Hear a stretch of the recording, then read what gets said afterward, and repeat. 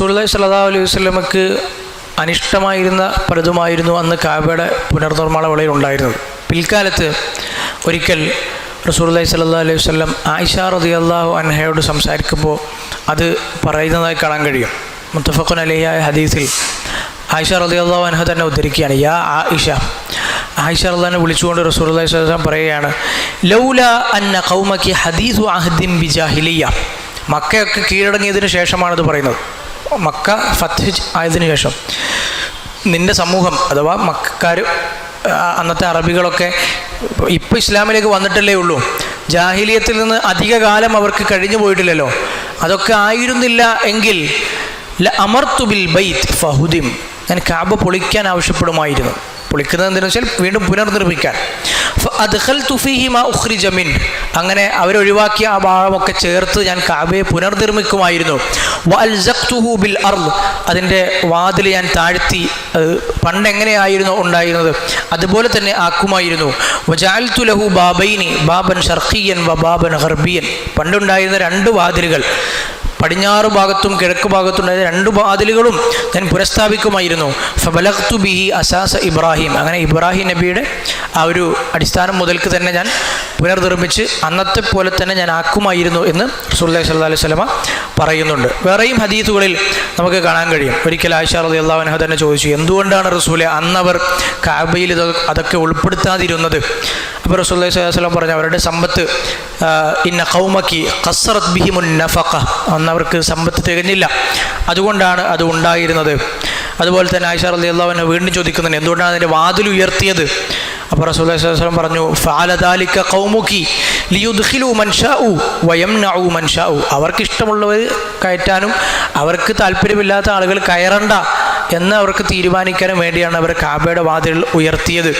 എന്നിട്ട് റസൂലുള്ളാഹി സ്വല്ലല്ലാഹു അലൈഹി വസല്ലം നേരത്തെ പറഞ്ഞതുപോലെ എനിക്ക് ഇങ്ങനെ ഈ പ്രശ്നങ്ങളൊന്നും ഉണ്ടായിരുന്നില്ല എങ്കിൽ ആളുകളൊക്കെ ഇപ്പോൾ ഇസ്ലാമിലേക്ക് വന്നിട്ടുള്ളൂ എന്നതായിരുന്നു, അതുകൊണ്ട് ഞാനിപ്പോൾ കഅബയെ ഒന്നും ചെയ്യുന്നില്ല. കാരണം സ്വാഭാവികമായും അന്ന് റസൂലുള്ളാഹി സ്വല്ലല്ലാഹു അലൈഹി വസല്ലം അങ്ങനെ ചെയ്തു കഴിഞ്ഞാൽ പുതിയതായിട്ട് മുസ്ലിങ്ങളായ ആളുകൾക്ക് പണ്ട് മുതലേ അവർ ആദരിച്ചു വരുന്ന കഅബയെ പൊളിച്ചു എന്നുള്ളൊരു ആ ഒരു ഇത് അവർക്കുണ്ടാകും. സ്വാഭാവികമായി പെട്ടെന്ന് ഈ വളരെ കുറച്ച് കാലം മാത്രമേ ഇസ്ലാമിൽ ചിലവഴിച്ച ആളുകൾക്ക് സ്വാഭാവികമായിട്ട് അവരങ്ങനെ ദീനിൽ നിന്ന് പുറത്തു പോകാനൊക്കെ ഒരു സംഗതി ഉണ്ടാവും എന്നതുകൊണ്ടാണ് റസൂലുള്ളാഹി സ്വല്ലല്ലാഹു അലൈഹി വസല്ലം ആ ഒരു തീരുമാനം മാറ്റിവെച്ചത്.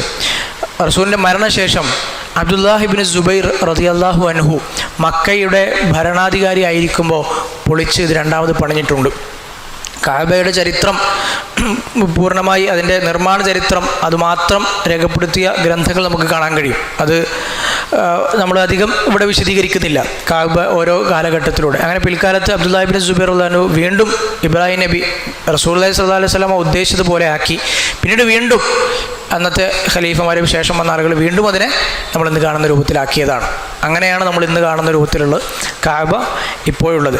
ഏതായാലും ഈ സംഭവങ്ങൾ, പ്രത്യേകിച്ച് ഈ ആനക്കലഹം, നമ്മൾ തുടക്കത്തിൽ പറഞ്ഞ ആനക്കലഹ സംഭവവും ഈ കഅബയുടെ പുനർനിർമ്മാണ സംഭവം, ഇത് രണ്ടും അല്ലാഹു സുബ്ഹാനഹു വ തആല ഒരു പ്രവാചകനെ നിയോഗിക്കുന്നതിന് മുൻപ് പ്രത്യേകിച്ചും അറേബ്യൻ ഉപദ്വീപിലെ ആളുകൾക്ക് കൊടുത്ത ഒരു സന്ദേശമായിരുന്നു.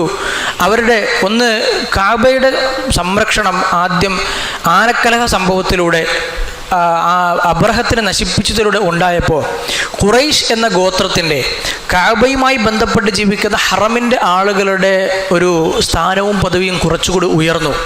അറേബ്യൻ ഉപദ്വീപിൽ ഖുറൈശികൾ എന്ന് പറഞ്ഞാൽ എതിർക്കപ്പെടാത്ത, തിരുത്തപ്പെടാത്തൊരു ശക്തി എന്ന നിലക്ക് അല്ലാഹു സുബ്ഹാനഹു വ തആല അവർക്കൊരു സ്ഥാനം നൽകി.